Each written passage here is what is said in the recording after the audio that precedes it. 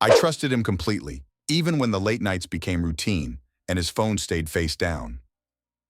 Part 1. The night that changed everything. It started with a single vibration. My husband's phone buzzed on the nightstand at exactly 12:17 a.m. I was half asleep, already drifting into that hazy world between dreams and awareness. He was snoring beside me, deep, heavy, peaceful. The light from the phone lit the room faintly. My eyes opened instinctively. I ignored it at first. We had a rule, no phone checking in bed. But then it buzzed again, a second notification, then a third. Curiosity and instinct wrestled inside me. I tried to close my eyes again, but something didn't sit right. The phone lit up one more time, and I saw the name flash across the screen in bold white letters. Ava, work. Only I knew there was no Ava at his job. I didn't touch it. I didn't want to be that wife, the snooper, the insecure one, the one who couldn't trust. But that night, sleep never returned. The next morning I made pancakes, banana chocolate chip, his favorite.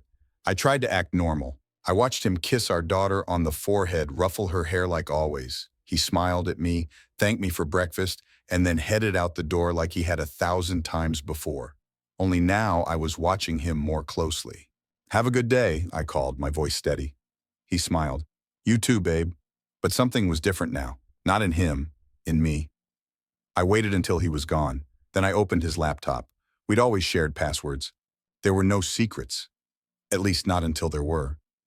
I didn't find anything at first. No emails, no suspicious messages. He was careful. But then I remembered something. iCloud. His phone synced to the laptop.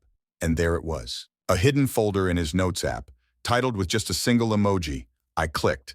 And suddenly I wasn't in my kitchen anymore. I was falling. Poems, not just notes. Poems. Romantic, suggestive, painful poetry. Not to me, to her. Some lines were raw, unedited. Others felt practiced, like he had read them to her out loud. She doesn't understand me like you do.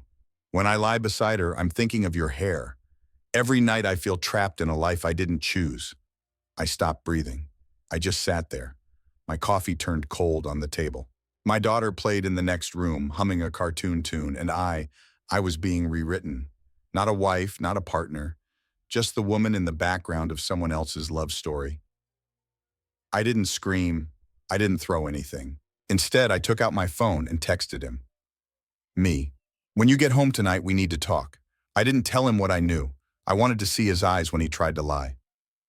He came home at 6:45 p.m. like usual. He brought dinner. Thai, my favorite. When I told him we needed to talk, he looked confused, nervous. What's going on? He asked. I didn't answer. I just slid his laptop toward him. Open, unlocked, Notes app visible. His face went pale. He didn't try to lie. Not really. I never meant for it to go that far, he whispered, as if that made a difference, as if a heart shattered in silence hurts any less. Part 2. The woman who wore my life like a dress. He sat across from me silent, watching his whole world collapse, and I let it. I didn't cry. Not yet. My emotions were piled up somewhere behind my eyes, like waves waiting for the right moment to crash. All I could feel was the hollow ringing in my ears, the sound that starts when something you thought was solid shatters quietly inside you. How long? I asked. He flinched. A few months? I tilted my head. A few or more? He lowered his gaze. 8, almost 9. 9 months. The same length as a pregnancy. He had grown an entire secret life while I kissed him goodnight and folded his laundry. I could hear my daughter laughing in the background, oblivious. And it hit me like a knife. This was the man she idolized. The one she ran to when she scraped her knee. The one she wanted to marry when she grew up. He was her hero, and he had lied to us both. Her name was Ava, 27, a designer who freelanced for his office. It started as conversations, he said. Just talking. You and I were distant. Distant. That's the word men use when they can't handle real life. When dinner is late because your toddler is screaming. When your body changes after childbirth. When your eyes don't sparkle every morning because you're exhausted from keeping everyone afloat. I was distant because I was drowning. And he went swimming with someone else. I stood up. I needed air, space. A second to stop the room from spinning. He reached for me. Don't, I snapped. Please, just don't. His hand dropped. I walked upstairs. Not because I didn't want to scream at him, but because our daughter was sitting at the kitchen table coloring pictures of our family, and I didn't want her to see her world fall apart yet.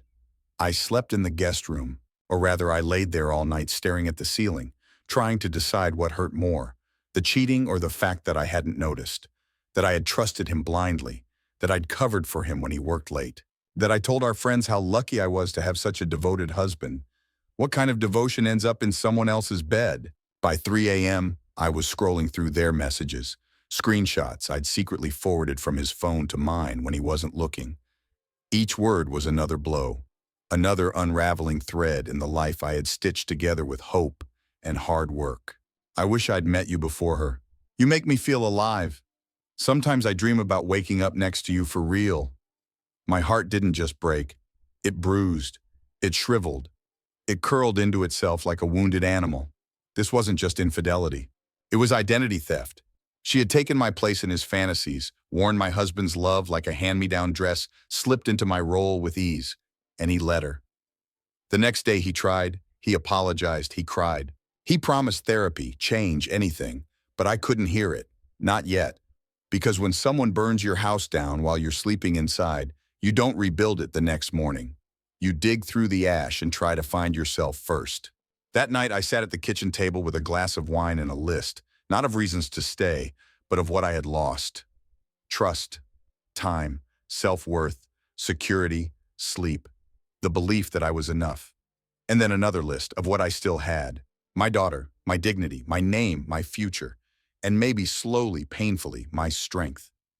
Part 3, what I found in the mirror. After he left the day he moved out, it rained. Fitting, I thought. As if the sky understood what I couldn't say out loud. That something sacred had been buried, and all that was left was the grieving. He packed quietly. No tears, no begging, just silence. The kind that says this is real now. I stood in the hallway, arms crossed, watching him stuff sweaters into a duffel bag he once used for our weekend getaways. He didn't meet my eyes. He didn't need to.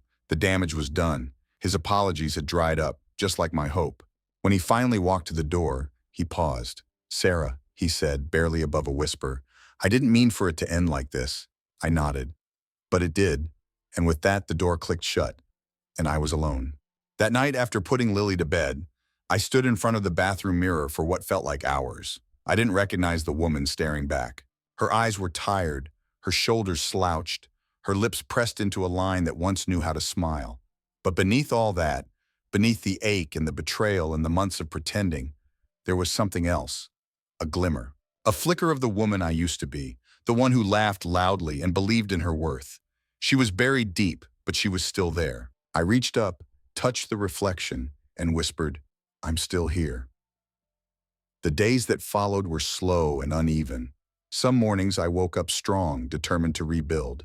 Others, I crumbled in the shower, hugging my knees as water disguised my tears. But I kept going.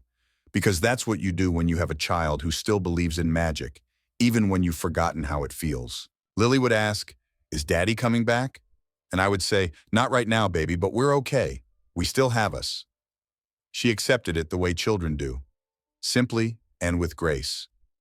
Her resilience became my mirror. If she could keep loving, so could I.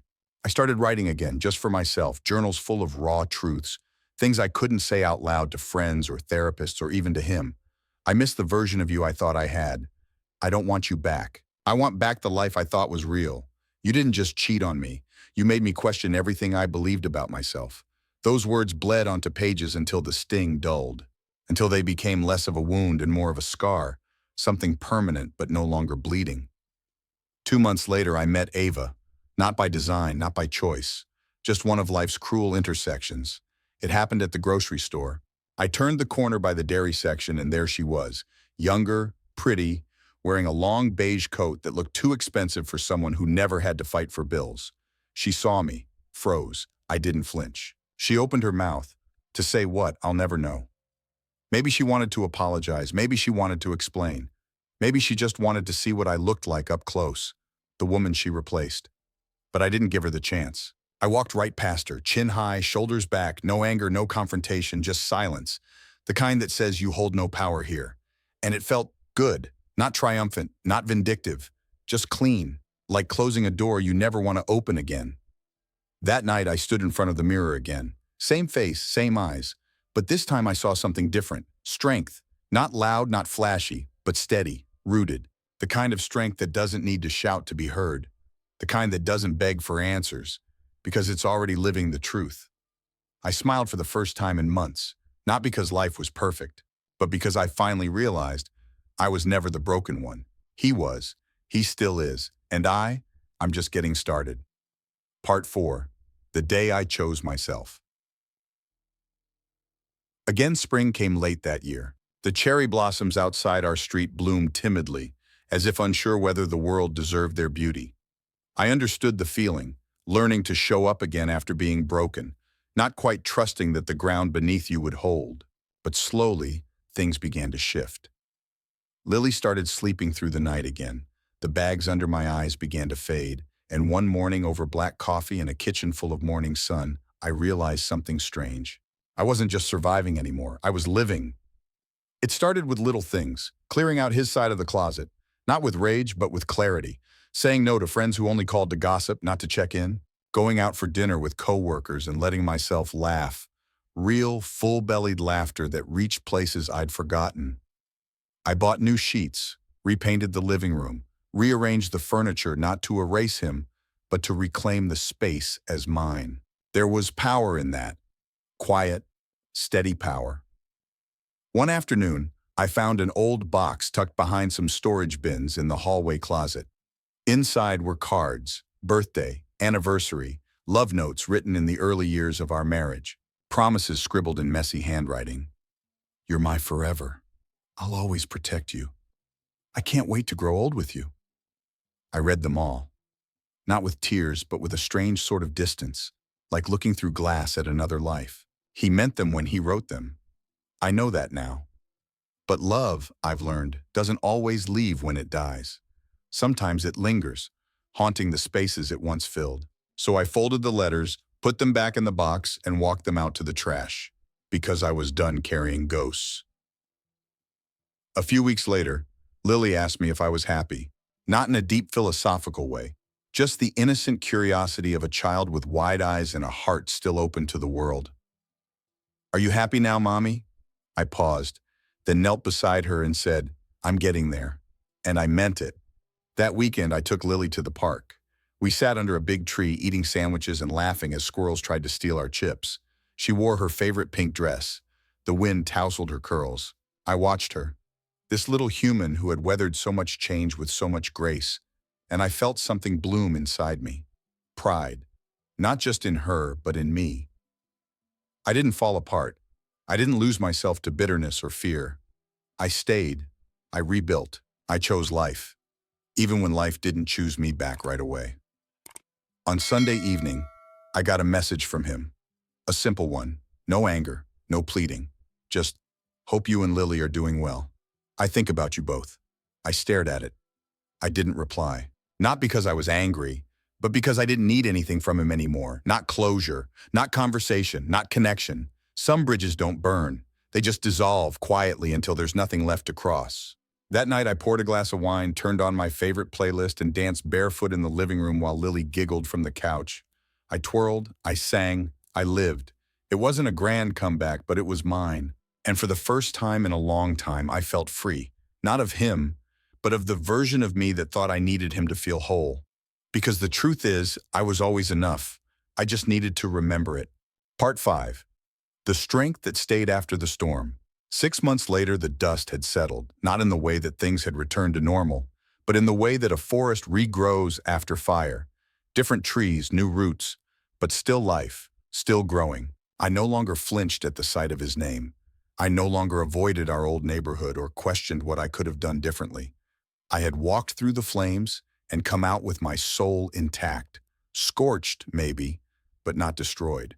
And most importantly, I had built a new rhythm, one I didn't have to share with betrayal. Lily had started kindergarten. She loved her teacher and already had a best friend named Maisie. Every morning she'd climb into my bed with tangled hair and sleepy eyes and whisper, "Is it a school day?" Those were my favorite moments, quiet and honest. The simple joy of being her mother without the heavy cloud that had once loomed over us. I started working again, not full-time, just enough to feel like me. A few design clients, some freelance projects. I even got invited to speak on a panel about women rebuilding their lives after divorce. I said yes. Standing on that stage, telling a room full of strangers about the worst season of my life was terrifying. But when I looked out and saw heads nodding, eyes welling up, I realized pain doesn't isolate us. It connects us. And healing isn't just for ourselves. Sometimes it's a roadmap for someone else. He showed up at Lily's 6th birthday party. I let him. She deserved that. He brought a gift, a bike with pink streamers on the handlebars and a helmet that matched her shoes. She squealed with joy, ran up and hugged him. I stood back watching. No jealousy, no anger, just awareness. He smiled at me across the yard, hesitant, grateful. I nodded. That was enough. Because forgiveness isn't about letting someone off the hook. It's about freeing yourself from the weight of what they did. And I was done carrying what wasn't mine. Later that night, after all the kids had left and the balloons had started to sag, Lily crawled into my lap. She held her new bike helmet in her hands and said, "Mommy, do you think Daddy still loves us?" I kissed the top of her head and replied, "Yes, baby. He just forgot how to show it." She nodded, as if that made perfect sense, then whispered, "But you never forgot, Mommy. Not even once." And just like that, all the sleepless nights, all the pain, all the questions felt worth it. Because I had shown up every day, without fail, for her, for me. A year after the divorce was finalized, I took a solo trip to the coast. Not to escape, but to celebrate. I watched the waves crash against the rocks, loud and fearless. I let the wind whip my hair across my face. I wrote letters to the woman I had been, the one who cried on the bathroom floor, who doubted herself, who begged someone to stay when he was already gone. I burned those letters on the beach that night, watched the flames dance, felt the release. You don't walk through betrayal and come out the same. You emerge softer in some places, sharper in others. But you come out. And that's the part they never talk about. The rising, the rebuilding, the quiet strength that blooms after the storm. Because in the end, this wasn't just a story of heartbreak. It was a story of survival, of motherhood, of a woman who learned that the greatest love of all is the one you give yourself. The end.